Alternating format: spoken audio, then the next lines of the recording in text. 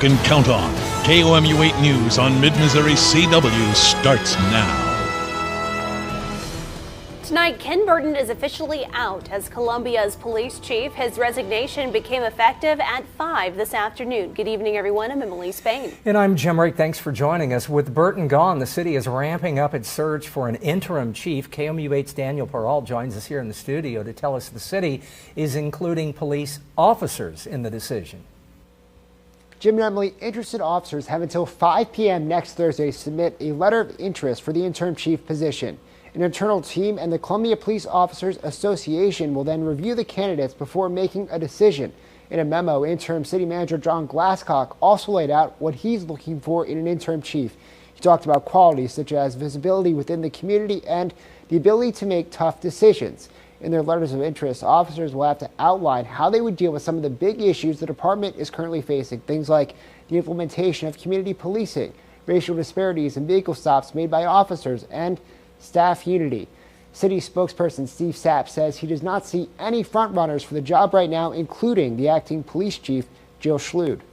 I think he'll have a very open mind as he goes into this and really take a deep dive into the letters that are sent to him from interested employees in the police department to determine what the best fit is based on what they respond to with the criteria that he set forth. The interim police chief could be in place for a while. The city manager is the person who appoints a police chief, so the search for a permanent police chief won't start until after the city council appoints a new city manager. In the studio, Daniel Perot, KOMU 8 News. Speaking of that city manager search, the Columbia City Council has narrowed the list of search firms it might use to help find a new city manager. Mayor Brian Treese says it ruled out 2 of the 9 firms it was considering. And this afternoon, council members held a closed-door session to review the 7 firms left on the list. Treese says there are some clear favorites. When it comes time to actually search for candidates, Treese says there's no timetable to appointing a new city manager, but there is an urgency to do it fast. We have a number of open positions right now. We have a finance director that's open. Of course, the police chief is open. We have an outstanding interim city manager right now. All of those vacancies make Columbia a very attractive place, I believe, for a potential city manager candidate to really pick their own team and really have a chance to be successful in this new position.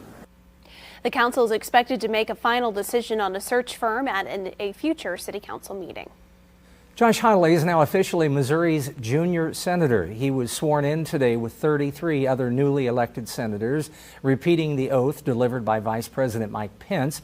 Hawley carries swagger with him as the candidate that defeated incumbent Claire McCaskill, a 12-year veteran of the Senate, and a thorn in the president's side. She was a constant critic of the president, who visited Missouri several times to stump for Hawley.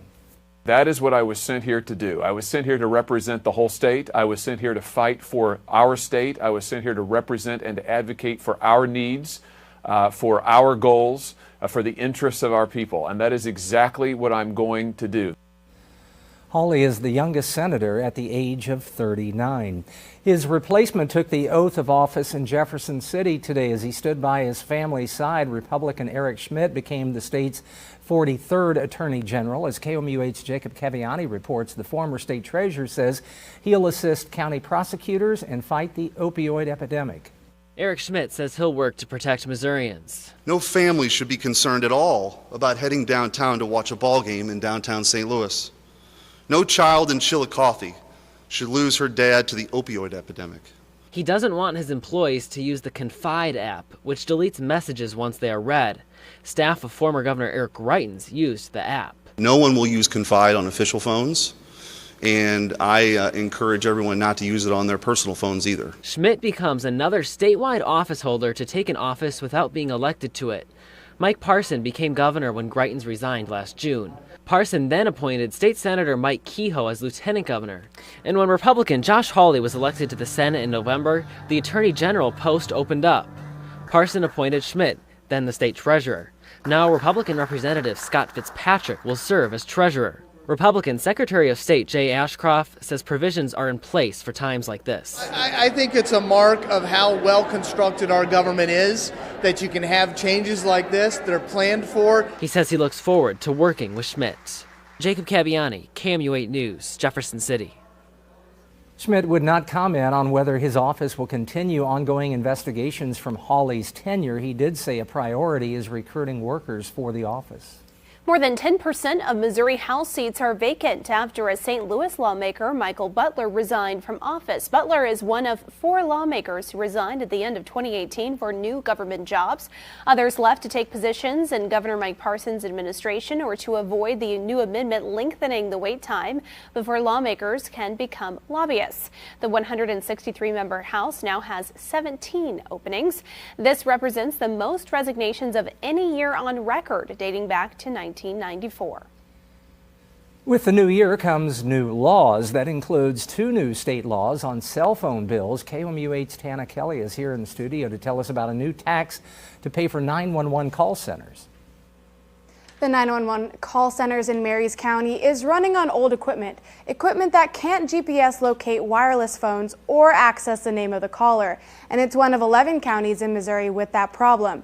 The 2 tax laws aim to increase revenue for those 911 call centers to afford better equipment and more manpower. The first tax law, which took effect this week, is a 3% tax applied to the sale of prepaid cell phone service. The second law allows cities and counties to tax up to $1 a month on all landline and wireless device services, but citizens in those areas will still have to vote to pass it. A Marys County lieutenant I spoke to is positive these citizens will agree. I believe if we educate them on what the tax is for, how it'll be used, and why we need it, I have no doubt they'll support us. The lieutenant says that if the second tax does not pass, then they will have to reduce spending on local fire stations. If it does pass, they should see revenue coming in by October. In the studio, Tana Kelly, KOMU8 News. A new program in Columbia aims to help homeless veterans. 2 nonprofits, Welcome Home and Phoenix, have partnered in the effort. Individuals or families who are homeless or expecting to become homeless can receive permanent housing. The goal is to quickly move veteran families that are homeless, move them from that homeless situation and get them into stable permanent housing as quickly as possible. This program also offers outreach case management, connection to benefits, assistance with financial resources, and more. The FBI requested a federal arrest warrant today for the man accused of hiding a camera in the unisex restroom at the Columbia Library. According to a federal affidavit signed today, Jay Robinson, who is from Boonville, left the country for Iceland. Columbia police first arrested Robinson in August for the library camera. Police also say they found items on his computer that show him involved in acts of rape, assault, and sodomy. The Department of Homeland Security says it traced Robinson to Iceland soon after his Columbia arrest. An Eldon couple is facing charges after their 2-year-old daughter fell into a crawl space and died. Mark and Jamie Mitchell are each charged with 1 count of endangering the welfare of a child involving the death of a child. A small portion of the floor collapsed under Mark Mitchell's feet one night, creating a hole. Prosecutors say the couple was drinking and smoking pot and left the hole open when they went to bed. They reported their daughter missing the next day, and police found the girl's body in the crawl space. The coroner said she fell through that hole.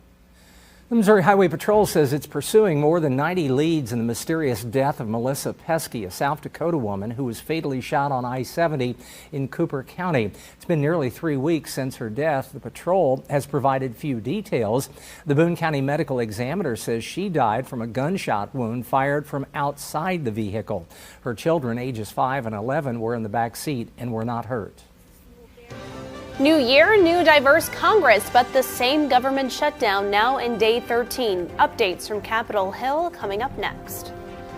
Cloud cover's pushing in from this low pressure system just getting into southwestern Missouri. Still a big winter storm system over there for Oklahoma. I'm tracking it through southern Missouri. Plus, I'll look at our weekend and our next chance for rain coming up.